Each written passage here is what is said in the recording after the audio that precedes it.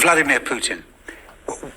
There's going to be a meeting between Biden and Putin at some stage. And how do you, as an administration, regard his strength? So it is said of him, isn't it, that he is an enormously strong leader. It is also said of him that actually there's a certain brittleness there, and you can see with Navalny, etc., that there may be. What's your assessment of his internal strength, his ability to do what he wants to do? I have to tell you, we're less focused on President Putin or any one individual, and more focused on Russia's actions. And what President Biden has said very clearly and repeatedly is, if Russia acts recklessly or aggressively, as it did with the SolarWinds cyber intrusion, as it did with interference in our elections, as it did with what it's done to Mr. Navalny, then we will respond.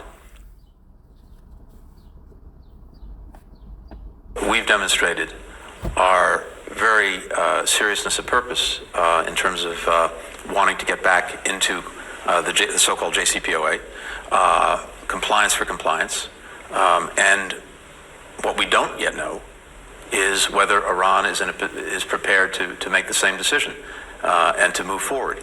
Our teams are coming back together in the coming days, and we'll see. I understand that you don't want to get involved in negotiations and matters that aren't your country's direct responsibility. But could I ask you at least to say that from your perspective, if Britain wants to hand money to Iran, which is after all something the United States did back in the Obama administration, America would not stand in the way. It's a sovereign decision for the United Kingdom. Right, okay.